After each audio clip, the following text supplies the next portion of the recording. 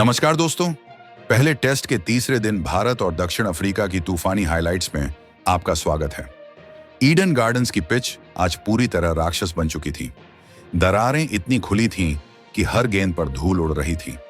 कभी अचानक extra bounce तो कभी गेंद घुटनों पर रेंगती हुई। बल्लेबाजों के लिए यह किसी हॉरर फिल्म का सीन था।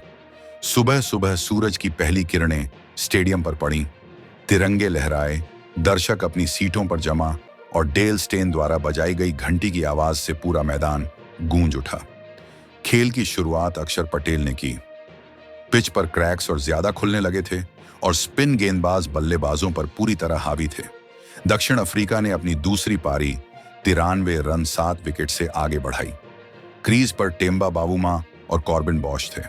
पहले आधे घंटे दोनों ने संभल कर खेला, लेकिन कुलदीप और जडेजा की फिरकी सुबह की ठंड में जादू कर रही थी। जैसे ही सूरज ऊपर चढ़ा, पिच और खतरनाक होती गई। 36वें ओवर में बॉश ने अक्षर की फ्लाइटेड गेंद पर सिंगल चुराया।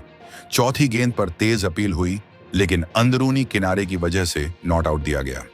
38वें ओवर में बॉश ने जडेजा को करारा स्वीप मारकर चौंका लिया और साउथ अफ्रीकी फैंस कुछ देर के लिए खुश हुए। 41वें ओवर में कुलदीप की शॉर्ट वाइड गेंद पर बॉश ने कट मारकर एक और चौका जड़ा, लेकिन असली तूफान 47वें ओवर में आया, जब बुमराह की मैजिक बॉल कम बाउंस लेकर अंदर आई और बॉश के ऑफ स्टंप उड़ा दिए। बॉश 37 गेंदों पर 25 रन बनाकर बोल्ड हुए और दक्षिण अफ्रीका का स्कोर 135 रन 8 विकेट पर पहुंच गया था। अब जिम्मेदारी अकेले बावुमा पर थी।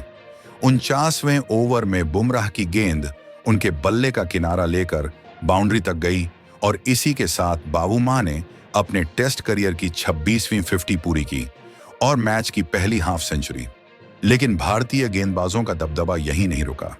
33वें ओवर में सिराज की गेंद हार्मर को अंदर आती हुई लगी और उनका ऑफ स्टंप टूट गया। अगले ओवर में सिराज ने महाराज को यॉर्कर पर LBW कर दिया। दक्षिण अफ्रीका की पारी 153 पर सिमट गई और भारत को जीत के लिए 124 रन का लक्ष्य मिला, लेकिन लक्ष्य पीछा करना आसान नहीं था। पिच अब पूरी तरह अनिश्चित हो चुकी थी। भारत की दूसरी पारी की तीसरी ही गेंद पर मार्को जानसेन ने यशस्वी जायसवाल को 0 पर कैच आउट कराया। तीसरे ओवर की पहली गेंद पर राहुल भी जानसेन की बाउंस होती गेंद पर कैच आउट हुए। भारत 1 रन पर 2 विकेट खो चुका था, जबकि शुभमन गिल चोटिल होने के कारण नहीं आ पाए। पूरा स्टेडियम सन्नाटे में था। इसके बाद वॉशिंगटन सुंदर और ध्रुव जुड़ैल क्रीज पर आए। दोनों ने पिच के व्यवहार को समझकर सिंगल डबल लेकर खेल को आगे बढ़ाया। ड्रेसिंग रूम से गौतम गंभीर लगातार सिग्नल दे रहे थे, कोई जल्दबाजी नहीं। भारतीय बल्लेबाज धीरे धीरे स्कोर को आगे बढ़ाते रहे और पहली सेशन के अंत तक भारत का स्कोर 10 रन पर 2 विकेट हो गया। स्टेडियम में हर गेंद पर सांसें थमी हुई थीं, क्योंकि पिच कभी उछलकर हेलमेट को छूने की धमकी देती तो कभी नीचे रहकर पैड से टकराने को तैयार। लंच तक भारत का स्कोर 35 रन 2 पर विकेट हो गया। अब भी भारत को जीत के लिए 89 रन चाहिए थे और 7 विकेट बाकी थे। पिच टूट चुकी थी, सूरज चढ़ चुका था और स्पिनरों का कहर बढ़ने वाला था, लेकिन भारतीय टीम का धैर्य मजबूत था और फैंस का जोश भी। हर चौके पर तालियां बज रही थीं और पूरा स्टेडियम एक परिवार की तरह एकजुट था। और अब सबकी नजरें अगले दिन के खेल पर टिक गई थीं, जहां भारत को जीत के लिए बस 89 रन चाहिए थे। पर पिच आज भी किसी युद्ध भूमि से कम नहीं थी। दूसरा सत्र शुरू होते ही भारतीय बल्लेबाजों पर दबाव साफ दिख रहा था, लेकिन वॉशिंगटन सुंदर और ध्रुव जुड़ैल पूरी तैयारी के साथ क्रीज पर उतरे। दोनों ने शुरुआती गेंदों को सम्मान दिया और पिच को समझते हुए अपनी आंखें जमानी शुरू की। दक्षिण अफ्रीकी गेंदबाज टूटती हुई पिच का पूरा फायदा उठाने की कोशिश कर रहे थे, जबकि भारतीय बल्लेबाज धैर्य के साथ स्ट्राइक रोटेट कर रहे थे। तभी कप्तान बावुमा ने अपने स्पिनरों को आक्रमण पर लगाया, जिसके बाद हार्मर और महाराज ने रनों की रफ्तार थाम दी। इसी दौरान वह पल आया जिसकी सभी को चिंता थी। साइमन हार्मर की छोटी गेंद पर ध्रुव जुड़ैल हवाई शॉट खेलने के चक्कर में डीप स्क्वायर लेग पर कैच दे बैठे। जुड़ैल 34 गेंदों पर 13 रन बनाकर आउट हुए और भारत 33 पर 3 विकेट खो चुका था। स्टेडियम में सन्नाटा छा गया। इस मुश्किल घड़ी में ऋषभ पंत क्रीज पर आए। आते ही उन्होंने रिवर्स स्वीप की कोशिश की, गेंद उन पर लगी और साउथ अफ्रीका ने रिव्यू ले लिया। थर्ड अंपायर ने पंत को नॉट आउट दिया, लेकिन वह अपनी लय नहीं ढूंढ पाए और हर्मर की एक शानदार गेंद पर कॉट एंड बोल्ड आउट हो गए। भारत 38 पर 4 विकेट गंवा चुका था। अब जडेजा मैदान में उतरे और आते ही अपनी तीसरी गेंद पर चौका जड़कर स्कोर 43 तक पहुंचाया। दूसरे छोर से मार्को जॉनसन लगातार मुश्किलें खड़ी कर रहे थे, लेकिन सुंदर का धैर्य बरकरार था। भारत को जीत के लिए अभी 80 रन और चाहिए थे और पिच लगातार अनिश्चित व्यवहार कर रही थी। 21वें ओवर में जडेजा ने हर्मर को बेहतरीन स्वीप लगाकर चौका जड़ा और स्कोर 50 के पार पहुंचा दिया।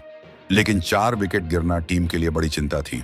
जडेजा सुंदर साझेदारी बन रही थी, तभी मैच ने फिर करवट ली। 27वें ओवर की पहली गेंद जडेजा के जूते पर लगी। अंपायर ने नॉट आउट दिया, लेकिन रिव्यू में गेंद मिडिल और लेग स्टंप पर हिटिंग दिखी और जडेजा 26 गेंदों पर 18 रन बनाकर आउट हो गए। भारत 64 पर 5 विकेट खो चुका था। अब जिम्मेदारी सुंदर और अक्षर पटेल पर थी। अक्षर ने आते ही तेज रन बनाए, लेकिन कहानी फिर पलटी। एडेन मार्कराम की गेंद पर सुंदर ने बाहरी किनारा लगवा दिया और 92 गेंदों पर 31 रन बनाकर आउट हो गए। उनका विकेट साउथ अफ्रीका के लिए किसी जीत की कुंजी जैसा था। अब भारत का स्कोर अब 72 रन पर 6 विकेट हो गया था। कुलदीप यादव आए, लेकिन वह भी ज्यादा देर नहीं टिक सके और 77 के स्कोर पर आउट हो गए। हार्मर ने अपना चौथा विकेट लेकर भारत को और मुश्किल में डाल दिया। अब मैदान पर बुमराह थे और आखिरी उम्मीद अक्षर पटेल पर टिकी थी। अक्षर ने 34वें ओवर में केशव महाराज को लगातार 3 शानदार चौके लगाकर मैच में जान फूंक दी, लेकिन 5वीं गेंद पर वह उत्साह में हवाई शॉट खेल बैठे और बाबू मां ने आसान कैच पकड़कर उनकी 26 रन की पारी का अंत कर दिया। अगली ही गेंद पर सिराज भी आउट हो गए और भारत 93 पर 9 विकेट पर सिमट गया। तीसरे दिन के दूसरे सत्र में ही दक्षिण अफ्रीका ने भारत को घुटने टेकने पर मजबूर कर दिया और सीरीज में 1-0 की बढ़त बना ली। करोड़ों भारतीय फैंस का दिल टूट गया। अब बड़ा सवाल यह है, दक्षिण अफ्रीका की जीत का असली हीरो कौन था? साइमन हर्मर, केशव महाराज या कप्तान बाबू मां, जिन्होंने पहली पारी में एकमात्र अर्धशतक जमाया? और भारत की इस शर्मनाक हार का सबसे बड़ा कारण क्या रहा? अपनी राय हमें कमेंट में जरूर बताएं और इस वीडियो को हर भारतीय क्रिकेट फैन के साथ शेयर करें। अगर आपको वीडियो पसंद आया हो तो हमारे चैनल राजेश क्रिकेट कहानियां को सब्सक्राइब करना ना भूलें। धन्यवाद।